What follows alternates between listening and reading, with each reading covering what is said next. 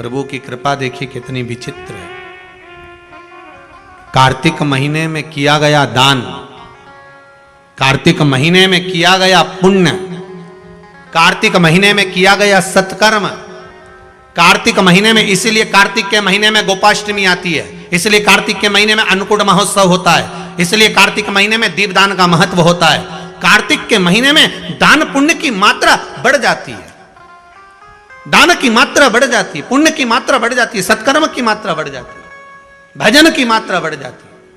आप कार्तिक के महीने में कार्तिक महत्तम शिव महापुराण की कथा जनमानस को श्रवण करा रहा है, पूरा विश्व सुन रहा है इस पावन कथा को। बहुत ज्यादा दुख है, बहुत ज्यादा तकलीफ है, बहुत कष्ट है, तो फिर विष्णु पुराण का एक उपाय जरूर कर कर देखना।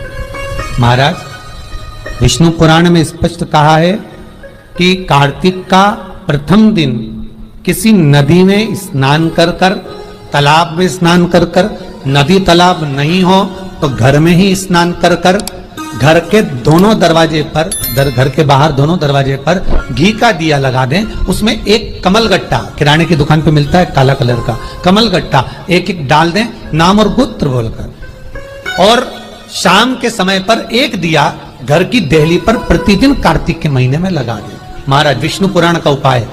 अगर ज्यादा तकलीफ है, व्यापार चल ही नहीं रहा, कर्जे में लतालुम हो गए, यहां तक गति हो गई कि मरने तक की सोच लिया, तो वो कार्तिक के महीने में कर लिया। तो कार्तिक के महीने का एक नियम बनाओ,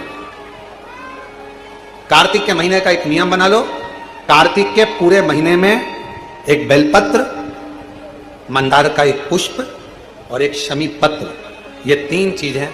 जब आप भगवान शंकर को जल चढ़ाने के लिए शिवालय में जाएं, जल चढ़ाने के बाद ये तीनों चीजें, सबसे पहले चढ़ेगा बेलपत्र, फिर चढ़ेगा मंदार, उसके बाद चढ़ेगा शमी पत्र। ये तीनों चढ़ाकर बाबा के दरवाजे पर प्रणाम कर कर रोज आओ, चढ़ाया हुआ जल थोड़ा सा द्वार पर छीटो। 1 महीना कार्तिक का महीना पूरा कर कर देखना, 1 महीने के बाद आप खुद कहोगे कि मेरे बाबा ने इतना भंडार भर दिया कि मेरी झोली में संभाला। कार्तिक महीने का एक नियम बना लो आप भी, कोई सा भी एक नियम। शाम के समय पर दिया लगाऊंगी मैं बेलपत्री के पेड़ के नीचे, पीपल के वृक्ष के नीचे या आंवले के वृक्ष के नीचे। वहां लगाने नहीं जा सकती तो अपने दरवाजे के बाहर लगाऊंगी, तुलसी के क्यारे में लगाऊंगी। ये भी नहीं कर सकती, परिंदे पर दिया लगाऊंगी, जहां पानी का मटका हो, हंडा हो, वहां लगा दूंगी। ये भी नहीं कर सकती तो पूरे कार्तिक के महीने में दरवाजे पर मैं पानी छीटूंगी। इतना तो बना सकते हो कि अपने घर के दरवाजे पर मैं पानी छीट दूंगी, द्वार पर जल का छींटा कर दूंगी। ये भी नियम ना बने तो मैं प्रतिदिन ठाकुर जी को एक तुलसी का दल समर्पित कर दूं, तुलसी का दल। इसके कार्तिक महीने में जो आंवले के वृक्ष हैं कुबेरेश्वर धाम के, इनके नीचे एक दीपदान हो जाए। कार्तिक महीने में आए हो तो प्रयास कर कर आने वाले जो भी आया करें, कुछ नहीं तो एक घी की डब्बी ले आए, बाती ले आए, दिया लगा गए। पर आप यहां नहीं आए तो जहां हो वहां बेलपत्री के पेड़ के नीचे या आंवले के नीचे या पीपल के नीचे दिए का महत्व, कल कथा में उसका वर्णन लेंगे अपन। जड़ की महत्वता जो बोला है वो सुनते हुए चलेंगे। बाबा करुणा सागर है, दया सागर है। कार्तिक का महीना चल रहा है जो कि मेरे भगवान नारायण को प्रिय है, मेरे भगवान विष्णु को अति प्रिय है। और जो राम को प्रिय है, जो नारायण को प्रिय है, वो शिव को प्रिय है, और जो शिव को प्रिय है वो मेरे नारायण को, मेरे राम को प्रिय है। सबसे पहले तो हम ये समझ लें कि कार्तिक का महीना जो आता है तो इसका नाम कार्तिक का ही महीना क्यों रखा? शंकर जी के पुत्र के नाम पर ही इसका नाम क्यों रखा? भाई पुरुषोत्तम मास आता है, अधिक मास आता है, तो हम कह देते हैं कि भगवान नारायण ने अपना नाम, भगवान कृष्ण ने अपना पुरुषोत्तम नाम उस मल मास को दिया था, इसलिए उसका नाम पुरुषोत्तम मास है, अधिक मास है। पर कोई आपसे पूछ ले कि ये जो कार्तिक का महीना आता है तो ये शंकर भगवान के पुत्र का नाम है कार्तिक है, फिर ये इस महीने का नाम कार्तिक क्यों रखा गया, उसका कारण क्या था? तो सर्वप्रथम इस महीने को कार्तिक मास इसलिए कहा गया क्योंकि ये वो महीना है जिस महीने में भगवान कार्तिकेय ने तारकासुर का संहार किया था।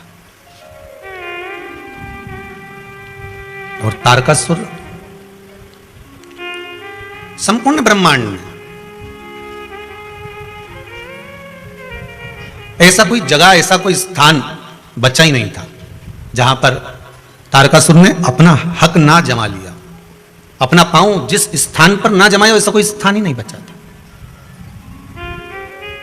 प्रत्येक जगह पर तारकासुर की एक अपनी एक छटा बिखेर कर रखी थी। एक बात आपको पहले भी कही कि था असुर, था राक्षस, पर मन में उसके शिव बसा हुआ था। मन में शंकर थे। और फिर ध्यान देना, शक्कर गुड़ चाहे दिन में खाओ चाहे रात को खाओ, शक्कर शुगर चाहे दिन में खाओ चाहे रात को खाओ, उजाले में खाओ चाहे अंधेरे में खाओ, कोई भी खाएगा वो मीठी ही लगेगी। लगेगी कि नहीं लगेगी? अंधेरे में खाई चाहे उजाले में खाई, वो मीठी की मीठी है। उसी तरह आपके यहाँ टीवी चल रही है, आस्था चैनल पर शिव महापुराण की कथा चल रही है, वो कथा अपना काम करेगी, तुम अपने कर्म में लीन रहिए, कर्म करते रहिए। वो अपना काम कब कर जाएगी ये आपको मालूम ही नहीं पड़ेगा। वो कथा कब कर्म करके चली जाती है उसका मालूम नहीं पड़ता। तारकासुर था राक्षस, असुर था। जब तारकासुर को आते हुए देखते थे तो ब्रह्मदेव खुद भी चले जाते थे, ब्रह्मा जी सामने खड़े नहीं होते थे। तारकासुर को आते हुए देखते थे तो भगवान विष्णु भी वहां से चले जाते थे। न ब्रह्मा उसके सम्मुख में आ रहे हैं, न भगवान विष्णु उसके सम्मुख में आ रहे हैं। पर आप जरा विचार करिए कि भगवान ब्रह्मदेव और भगवान नारायण को क्या दिक्कत थी? उसको मार सकते थे, उसका संहार कर सकते थे, फिर क्या दिक्कत हो? कहा कि जितना बड़ा वो असुर था, जितना बड़ा वो राक्षस था, उतना बड़ा ही वो शिव का भगत था। जैसे रावण लंकाधिपति लंकेश, रावण लंकेश लंकाधिपति रावण भी ऐसा ही था असुर, राक्षस प्रवृत्ति थी, राक्षस जीव था, पर ब्राह्मण कुल में जन्म लेने के कारणवश वो भगवान शिव का उपासक भी था। वो भगवान के बाबा की दो धर्म पत्नियां थी, एक था देवसेना, दूसरी वल्ली देवी। पर शिव महापुराण में नहीं लिखा। तो कोई कहे कि गुरुदेव आप बोल रहे हैं कि कार्तिकेय जी की धर्म पत्नी थी, तो शिव महापुराण में नहीं लिखा। फिर कहेंगे ब्रह्मवेत्ता पुराण में लिखा। तो कार्तिकेय जी की जो धर्म पत्नी थी देवसेना, एक बार उसने भी कार्तिकेय बाबा से षडानंद जी से प्रश्न कर लिया था।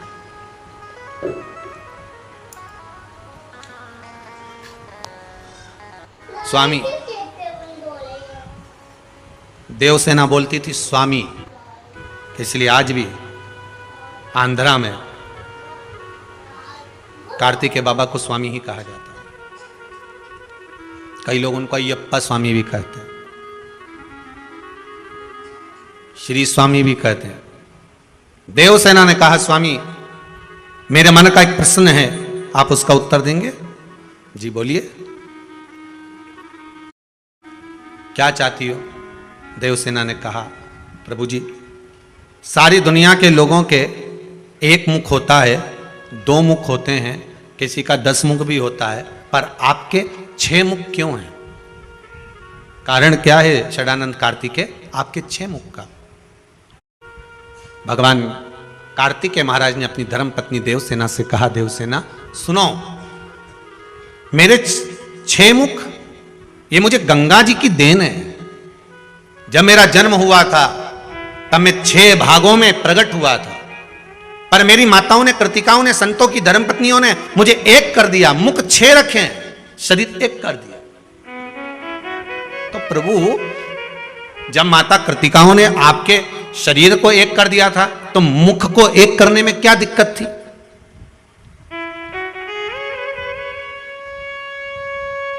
जब शरीर एक कर दिया है तो मुख को एक करने में क्या दिक्कत है? क्या कारण है? भगवान शंकर ने, भगवान कार्तिकेय जी कहते हैं, षडानंद कार्तिकेय कह रहे हैं देवसेना को, देवसेना बस बात इतनी सी है कि माता ने 6 मुख मेरे इसलिए रखे कि 5 मुख से मैं इन पंचम जो इंद्रियां हैं, इसको जो इंद्रियां वशीभूत हो जाती हैं, काम लोभ आसक्ति वासनाओं में जो डूब जाती हैं, इन पंचम इंद्रियों को साध कर शिव की उपासना में एक मुख से गुणगान करता।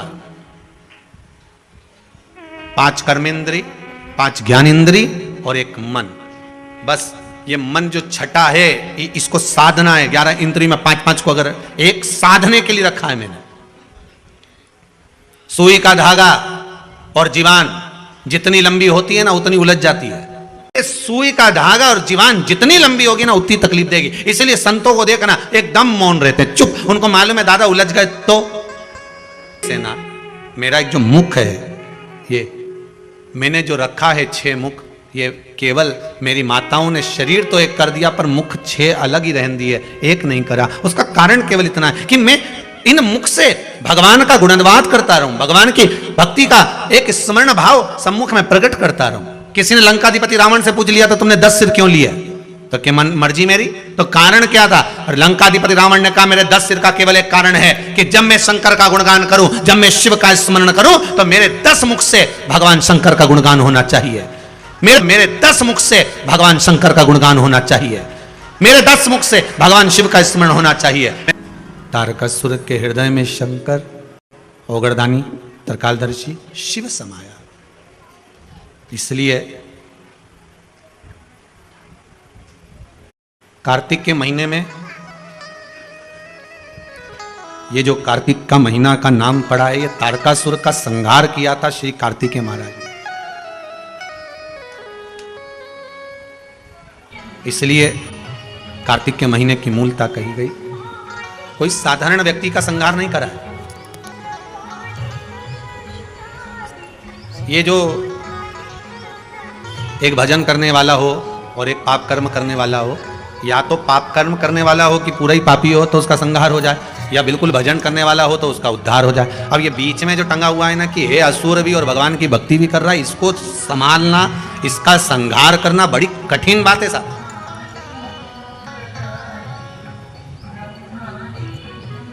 इनकी बड़ी आफत है महाराज। अब ये तारकासुर राक्षस भी है और भगवान शंकर का भक्त भी है, रावण राक्षस भी है और शिव का भक्त भी है। अब जो जानता है वही समझ पाएगा। जैसे राक्षस थे पर भगवान की भक्ति उसके भीतर थी, इसलिए मारने राम जी को आना पड़ा। तारकासुर भी राक्षस था पर भगवान की शिव की भक्ति थी, इसलिए मारने शिव के पुत्र आए। कोई साधारण नहीं आ सकता। आराधना तुम्हारी चित्त वृत्ति में जो हो सजी। तारकासुर का संहार शिव भगवान शंकर के पुत्र कार्तिकेय ने करा। कार्तिकेय ने संहार करा तो भी माता पार्वती जी ने कह दिया था इसके हृदय में शिव बैठे हम, अगर कोई बाण छोड़े भी तो हृदय में नहीं लगना चाहिए। ध्यान रखना इस बात का। जी मां, बिल्कुल ध्यान रखूंगा। और युद्ध हुआ, इसीलिए कार्तिक का नाम कार्तिकेय मास इस कार्तिक महीने का क्यों पड़ा, क्योंकि कार्तिकेय जी ने जब संहार करा, तारकासुर के पूरे शरीर पर बाण छोड़े गए, सारे शरीर का संहार किया गया, सारे शरीर पर बाण छोड़े गए, पर तारकासुर के हृदय में बाण नहीं छोड़ा गया, क्योंकि उस हृदय में शिव समाया था और शिव के हृदय में राम समाया था, मेरा नारायण समाया। भगवान नारायण, भगवान विष्णु इतने प्रसन्न हुए थे तारकासुर के संहार पर। शिव इतने प्रसन्न हुए भगवान विष्णु कि सीधे भगवान शंकर के पास पहुंच गए। भगवान नारायण ने जैसे ही भगवान शंकर के पास पहुंचे तो शिव जी तो बैठे हुए थे बड़ी आराम से कैलाश पर्वत पर। भगवान विष्णु ने जाते से कहा हर हर महादेव। कैसे आना हुआ, क्या हो गया, कैसे आयो?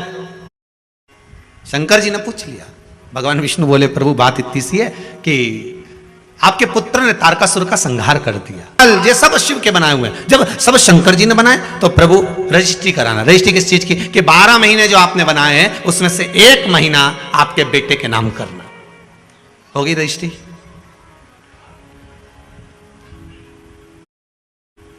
12 महीने में से 1 महीना किसके नाम पर है?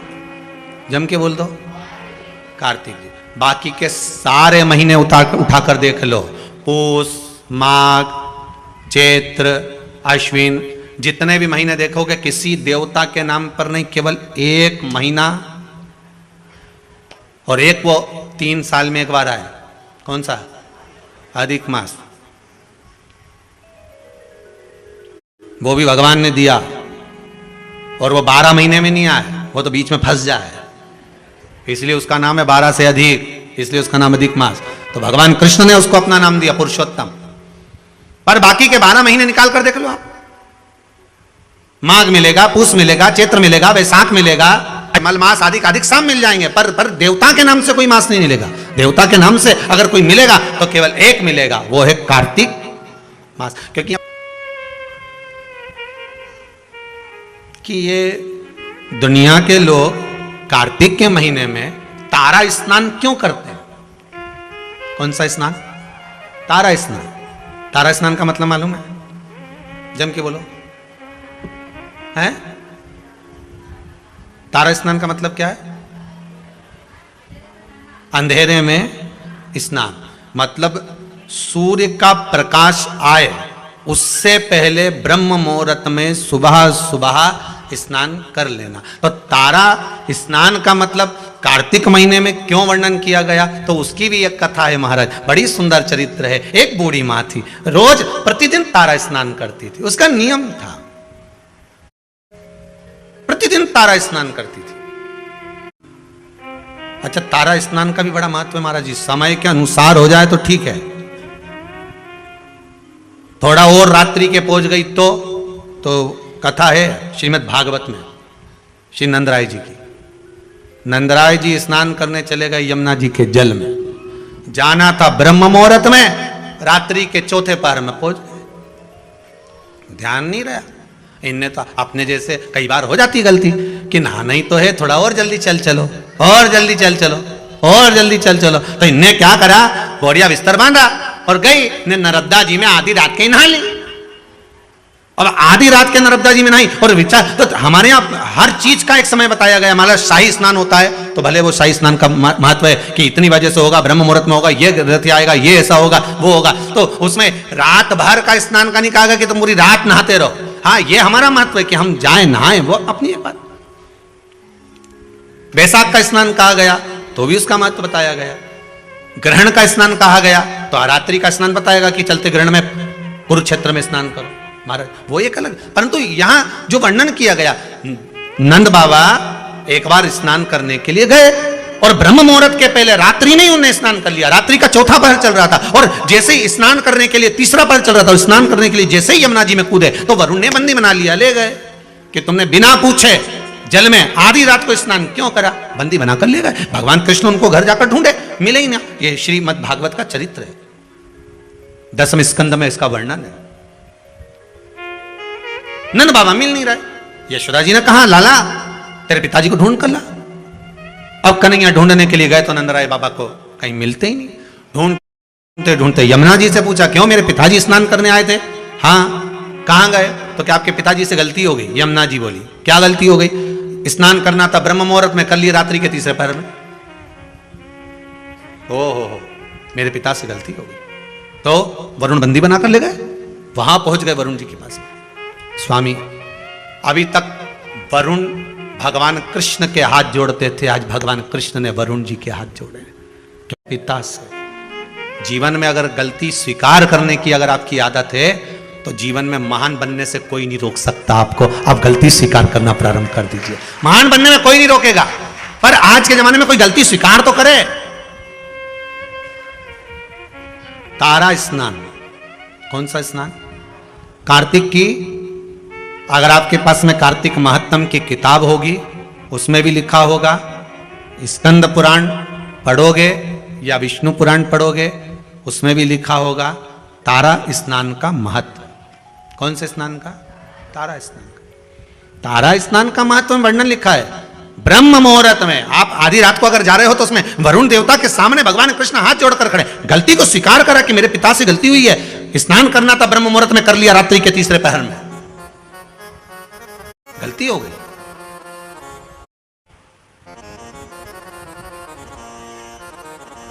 वरुण जी, गलती तो हो गई, पर मुहूर्त का स्नान लिखा है तो ब्रह्म मुहूर्त में करिए। तारा स्नान लिखा है कि सूर्य उगे, सूर्य प्रकाशित हो उससे पहले आप स्नान कर लीजिए। एक बुढ़िया तारा स्नान कर लेती थी, चली जाती, तारा स्नान करती आती, मन में एक भाव जागृत हो गया, भगवान बहुत बुजुर्ग है, वो बहुत बुजुर्ग। जाती आती घर पहुंचती, भगवान भी ऐसी कृपा करते कि ये बूढ़ी मां तारा स्नान कर कर आती और भगवान इसके लिए खिचड़ी का कटोरा भरकर रख देते। एक खिचड़ी का कटोरा भरा, भगवान इसके दरवाजे पर रख देते। खिचड़ी के कटोरे को बूढ़ी मां के सम्मुख में रखा कि बड़ी विचित्र है ये बूढ़ी मां, ना जाने इसको कौन ब्रह्म मुहूर्त में खिचड़ी देकर चले जाता है और ये उसका पान कर लेती है, उसका सेवन कर लेती है।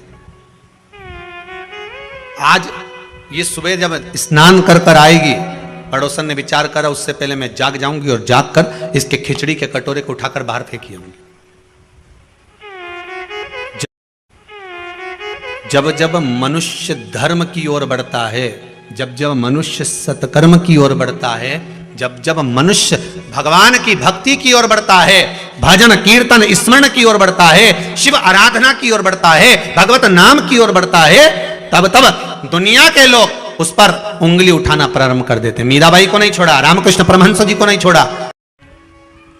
किसी भी महीने के अंतर्गत प्रसंग में आपने नहीं सुना होगा कि भगवान विष्णु और भगवान शंकर का मिलन हुआ, पर कार्तिक महीने की बैकुंठ चतुर्दशी का दिन एक ऐसा होता है जिस दिन शंकर और शिव, शंकर भगवान और भगवान विष्णु का मिलन होता है। एक बात आपको पहले भी कही, सारी की दिवाली देखना और उज्जैन महाकाल के उस पावन नगरी में हरिहर मिलन देखना। कहां पर? जम के बोलिए जरा। उज्जैन महाकाल की नगरी में हरिहर मिलन देखना। सारी दुनिया में जितने, पूरी पृथ्वी पर जितने फटाके दिवाली पर छूटते होंगे, उतने फटाके उज्जैन नगरी में हरिहर मिलन के दिन छूटते होंगे, उतने फटाके। बोले हे त्रिकालदर्शी कैलाशी, केवल एक कार्तिक का महीना, एक महीना ऐसा है जिस महीने में भगवान भूत अधिपति भूतेश्वर भगवान शंकर और भगवान नारायण दोनों का मिलन हुआ है कार्तिक के महीने में। कार्तिक के महीने में इसलिए भगवान सारे महीनों में सबसे ज्यादा प्रियता महीना कौन सा है? बोलिए जरा। कार्तिक का महीना भगवान नारायण को अति प्रिय है, अति प्रिय। कोई एक नियम धारण कर, बूढ़ी माँ ने नियम बना लिया मेरे खिचड़ी मिलेगी, पाऊंगी, आज भूखी रह गई। जो खिचड़ी फेंकी थी पीछे भूखी, वो ढूंढ रही है कहां गई। प्रभु की कृपा देखिए कितनी विचित्र है। कार्तिक महीने में किया गया दान, कार्तिक महीने में किया गया पुण्य, कार्तिक महीने में किया गया सत्कर्म, इसलिए कार्तिक महीने में दीपदान का महत्व होता है। कार्तिक के महीने में दान पुण्य की मात्रा बढ़ जाती है, दान की मात्रा बढ़ जाती है, पुण्य की मात्रा बढ़ जाती है, सत्कर्म की मात्रा बढ़ जाती है, भजन की मात्रा बढ़ जाती है। और दोनों जजमानों को बहुत बहुत धन्यवाद कि आप कार्तिक के महीने में कार्तिक महत्तम शिव महापुराण की कथा जनमानस को श्रवण करा रहे हैं, पूरा विश्व सुन रहा है। बहुत आज पहला दिन है, इसलिए कार्तिक महत्तम को आगे बढ़ाते हुए चलना, उसको ढूंढने में देरी। चिड़ी फेंकी थी, उससे उगे फूल रानी को दिए, रानी ने देखा कितने सुंदर फूल हैं, उसको सूंघ लिया। सूंघते से रानी का गर्व ठेर गया, गर्व ठेर गया। फूल गर्व ठेरा। समय आने पर दो बेटे हो गए। कितने पुत्र हुए? दो पुत्र। समय आने पर दो पुत्र हो गए, दो बेटे हुए। अब वो दोनों बेटे राजभवन से निकलकर रोज जाते। जन्म लिया उस दिन से लेकर राजभवन में आज तक बेटों ने कभी जुबान नहीं खोली। 15-15 साल के हो गए पर बेटे बोल नहीं पाते थे। निपट गूंगे कहते थे लोग इनको, कि बोलते नहीं है, गूंगे हैं। ये दोनों बेटे वन में गए मृगा करने के लिए, हिरण मारने के लिए, कोई जीव को मारने के लिए मृगा।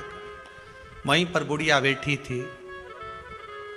जिस दिन से कार्तिक का महीना पूरा निकल गया था, उसके बाद भी उसकी वो खिचड़ी भूल नहीं पाई थी कि मेरी एक दिन की खिचड़ी और मेरा कटोरा कहाँ गया, कहाँ गई खिचड़ी, कहाँ गया कटोरा। दोनों बालक जाते जाते बोले, ये रही खिचड़ी, ये रही कटोरा, कहाँ गई? वो कह रहे हैं, रथ हाँकने वाले ने सुना कि ये दोनों बोले हैं। बुढ़िया बोली, कहां गई खिचड़ी, कहां गया कटोरा? और वो दोनों बोले, ये रही खिचड़ी, ये कटोरा। हो उसकी शुद्धता रही। रथ हाँकने वाले ने कहा राजकुमार बोले। तुरंत रथ लेकर वापस गए, राजा के पास सूचना दी, महाराज राजकुमार गूंगे नहीं है, राजकुमार तो बोलते हैं। तो 15 साल नहीं बोले, एक शब्द नहीं निकला, क्या बोले? तो क्या कुछ बोल रहे थे? खिचड़ी और कटोरा। खिचड़ी और कटोरा, हाँ, समझ में नहीं आया।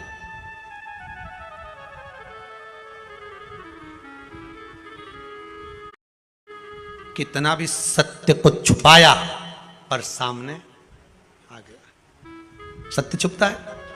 नहीं। लाख ताले लगा लो, कितना भी छुपा लो, पर सत्य तो प्रकट हो ही जाता। राजा ने कहा ऐसा हो ही नहीं सकता। फिर बेटों से बुलवाया, कुछ बोलो, नहीं, कुछ बोलो, नहीं, नहीं बोले, कुछ नहीं बोले। तब दूसरे दिन फिर निकले राजकुमार। आज राजा रथ के पीछे पीछे चला घोड़े पर, राजकुमार आगे आगे चले। बुढ़िया फिर मिल गई, कहां गई खिचड़ी, कहां गए कटोरा? दोनों राजकुमार फिर रथ को रुकवा कर बोले, ये रही खिचड़ी, ये रहा कटोरा। राजा ने सुन लिया, राजकुमारों को नीचे उतारा, बूढ़ी माँ के पास गए। माँ ये बताओ, ये खिचड़ी और कटोरा क्यों पूछ रही है? और मेरे बेटे बोल रहे हैं खिचड़ी और कटोरा, तू क्यों बोल रही है? बूढ़ी माँ ने कहा, मैं जब कार्तिक का स्नान करती थी, तारा स्नान करती थी, तब मेरे भगवान ने वचन दिया था मुझको कि तू नियम बना, तेरे भरण पोषण की जवाबदारी मेरी है। मेरे लिए खिचड़ी रख कर जाते थे। एक दिन नवमी तिथि थी। कौन सी तिथि? नवमी, जिसको हमारे यहाँ आंवला नवमी कहते हैं। कार्तिक की लोग कहते हैं आंवला नवमी मतलब अक्षय नवमी। अक्षय नवमी मतलब इस दिन दान किया गया कभी छिन्नित नहीं होता, समाप्त। जैसे अक्षय तृतीया होती है, ऐसी आंवला नवमी का।